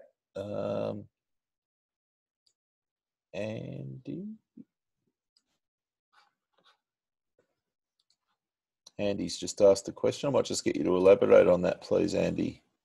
Can you hear me? I can hear. How are you, mate? I'm doing well. Good. Sorry, mate? Do you understand? No, it's just, that's why I thought I'd just give you the chance to voice that. So I've taken some preliminary courses just on general sustainability, and they have a life cycle assessment tool that looks at making decisions around kind of 5 stages that don't correlate directly to, agriculture. But I just wondered if there's other models that. I haven't. One of the reasons why I'm elaborating on this or giving it the time this morning, I suppose, is because it was something perhaps a bit like what Ben was saying. It was something that, in years gone by, I paid a lot of attention to. I read a lot of the Odom brothers' work with embodied energy and all of that sort of stuff. And it's a pretty deep field in that you can go down some. I mean, it's probably in fact, it's probably the deepest field in terms of the rabbit holes that you can go down. Because you basically, Anyway, so I just left it alone because I thought, I'm a bit of a rabbit hole person, and if I start ferreting about, well, then there's no end to Right. that will take me, and I just had to pull myself out of there. So, and I haven't really gone back at. So, but I'm sure that, I'm sure that there's been some really great tools that have been developed, particularly now we're in the digital era, that people will have, and the app era. One would there's a lot of really websites and apps and online tools where you got to have a lot of data to input, but do the. Well, there's that thing too about how far, what's their methodology too? That was a question that I had years ago of, because I looked at some of them and you looked at the back end of them and the methodology and all of the things that they weren't considering. Right. And that caused me to, because I found the same thing in the whole carbon space, when I was dealing a lot with carbon farming and all of the rest of it and carbon policy, was that, there was just a lot of dishonesty in the space and a lot of stuff that was either dishonestly framed or didn't include what it should include. It just wasn't thorough enough. And so you just couldn't trust it. And I came up with a term that physics don't lie, right? Right. So, and just like chemistry doesn't lie. I mean, these are pure sciences. They're called pure sciences for a reason, because they're just, there's stuff that just, Anyway, only Americans can argue against physics and science. Right? Oh, well, you haven't come to the 51st state of the Union. Right. Your sheriffs of the South Pacific. Yeah, that's for another webinar. Yeah, that's for our private series. Yeah. Right. Yeah, I'm going to think about it a little more because there's obviously some overlap in the studies areas, but I just wondered if you'd. No, I haven't opened the lid on that for a while, and I'd be really interested if you've got any key references, bang them in the or put them in the energy sure. page. That's a good idea. I will. Yeah, that'd be great. I mean, even if people don't interact with it, it's still something that's there as a resource for people to look at, which I think is important. Yeah, absolutely. Yeah, thanks, man. Great. Thanks, Andy. All right. Has anybody else got any questions about today? About anything that they need clarification on as far as the holistic context is concerned? Any difficulties you're having, and so on. Now's a good time that we can chat about that. Just got a few minutes to go before we end.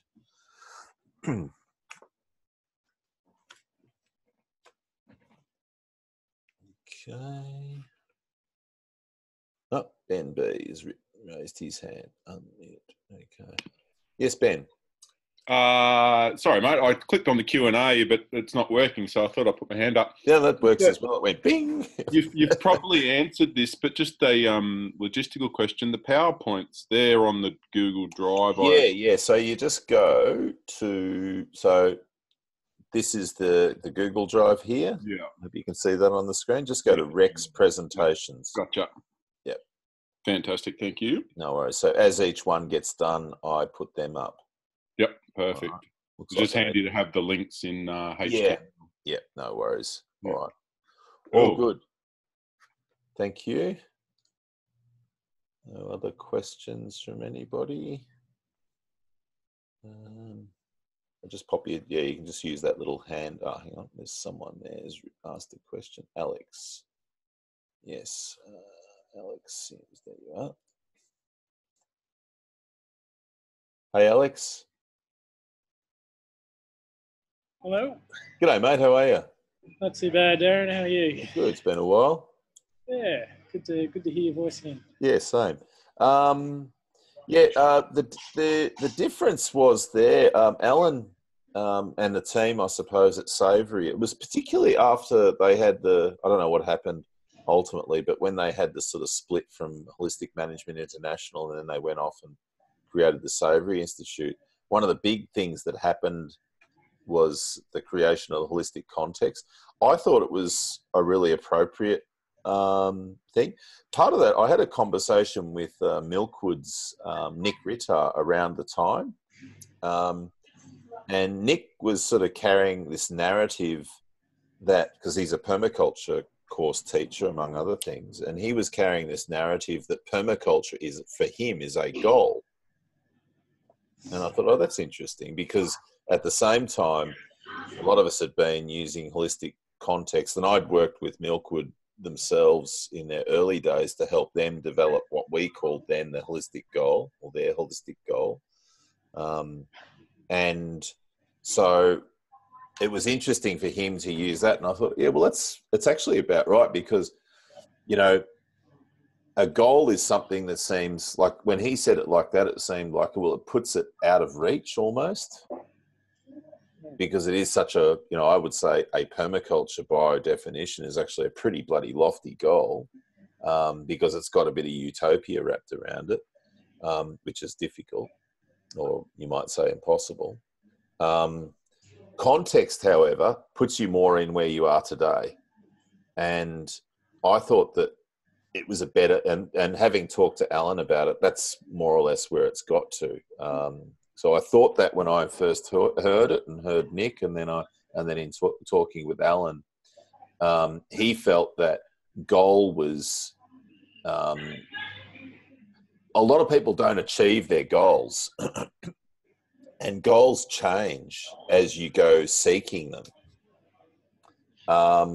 And the reason for that is because there's a whole lot of complexity that goes on in social ecosystems, in all ecosystems that we have as part of being humans.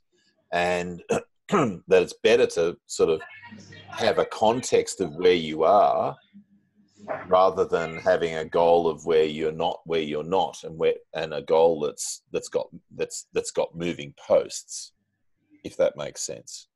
Yeah. Yeah. So that's part of the, I suppose, the application of the feedback loop from the framework to the framework itself, which I find really fascinating, just as a practice. Yeah. So, was there does that sort of answer your question? Okay. Oh yeah, absolutely. I guess it allows the holistic context brings your goals into the here and now, essentially, and allows for the evolution of your goals to take place. So holistic context, seems to really existentialize it, I guess. Yeah, exactly. Well, and as we've discussed as well, as Fitz has written, a context is better for realising limitations. Absolutely, I would agree with that. But it also, I think, part of the big thing that we've been talking about over the last couple of weeks is the individualisation of the holistic context and how important that is, because then it ultimately pays respect to individuals. Because I think that what we've seen in my own practice and what I've seen with others is that when you do it in a group context, a lot of people get lost in that process and they don't feel their own voice being brought forward. And so I think Ben hit the nail on the head that, it's really important that Helen, his wife partner, does her own, because that'll give her a chance to express it from her own intellect, not And doing it privately, so you're not sort of in a space of influence. I think that's really important. I'm just such a big believer in self-determination, in the self-determination of individuals. I just so fondly believe in that I think that's really important when it comes to this. Oh, great. Thanks for that, Darren. No worries, mate. Well, good to hear your voice. I look forward to seeing you in person sometime. Sure thing. Thanks, Darren. No Likewise. Take care. You too.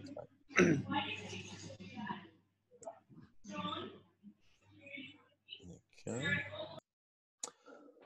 Anybody else before I close up? Because we're about to. We're all good. So I might just check in with Ray and Samantha before I do that, seeing they're there. They just disappeared. I just wanted to get, because I know that they've developed a holistic context. You there, Ray or Sam, or both of you? Sorry, I've put you on the spot there.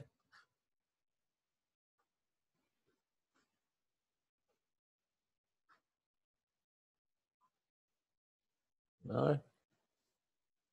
Maybe I'll get Lisa. Lisa Kalakaranos. You there, Lisa?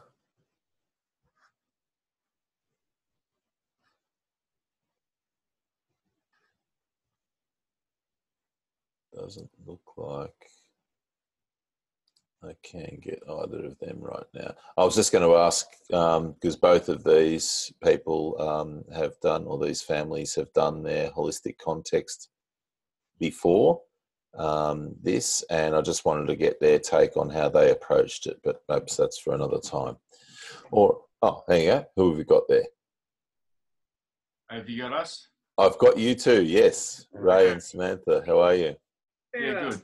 So just as we close, can I just get a quick one from you guys, or you two people? I've got to stop using that term guys, because you're not both guys.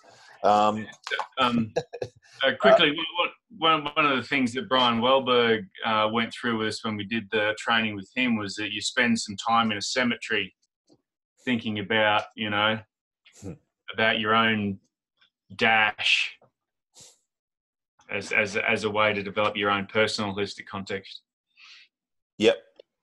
Yeah, a friend of mine said the same thing to me 15 years ago when he was doing some business development stuff, and he said, yeah, what's your epitaph?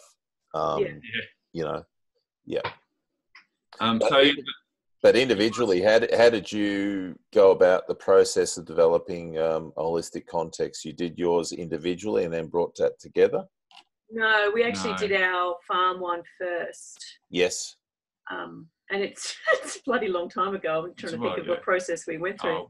I think we went through, I think before we'd done the holistic context stuff, we'd done some values, like what actually finding words that meant so we individually meant a lot to us. Went through a huge list of values and circled individually the words that stood out to us, and then brought them back, came together and seen where the similarities were and the differences, and brought them all together. So, our quality of life statement reads, we continue to build quality relationships. We're working on that one. We enjoy and undertake meaningful work. We're part of a strong, resilient community. We have abundance in our lives. We enjoy freedom. We have reverence for nature. We show gratitude for all we have. We value and strive for diversity, and we're healthy. Yeah. So what you're saying, the way that you approach this, which is again part of this whole, which is one of the reasons why I asked you to speak here, was I'm curious about, like, there's no right or wrong way of doing this. Obviously, I've put it on people to sort of do it as individuals. You did that by doing that preparation where you popcorned all of your values to start with. Yeah, that's really interesting. Yeah, that's going to be different for every person. So some people will feel much more comfortable sitting in a room with a chart, with a checklist, and then others who have a different relationship style, I suppose, might feel better about popcorning with each other. Yeah. Cool. All right. Well, and of course, all of your dreams are coming true as a result of you writing all of that down. Isn't that right? It helps. It you know, framed. It gave us the clarity of decision making that allowed us to get away from the farm for 6 months. You know, that kind of. You know, it's powerful stuff. Yeah, it is. It is. All manner. Words are powerful. They're powerful when they're read, which is great that you just did that, because just in that it sort of reaffirms that. That's why vows and all of that are so powerful, and they have been, because you put them out there, you speak them, and then they become embodied. That's why when we sign things, we the signature is a very powerful thing, and so forth. Anyway, thank you so much. And so you're going to have another crack, or you're just going to take the week off and do other things? We'll do a bit of polishing, I think, Aaron. You've got to always go back to it and make sure it's still relevant. Yeah. Well, it'll be a really useful contribution to everyone to be able to see what you've done anyway, but also if it's a great opportunity for you to have it polished, well, great. All right. Well, we can, once we polish it up, we'll stick it up on the... Yeah, awesome. Great. Well, thank you so much. We'll catch you soon. No worries. Thanks, Darren. Bye. Thanks. Take care. Bye-bye. All right.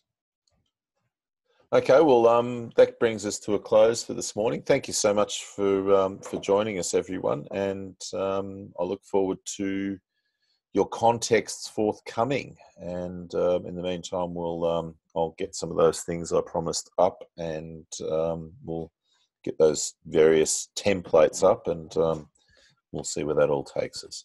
So thank you very much, and have a very good day or morning or whatever it is wherever you are. Thank you.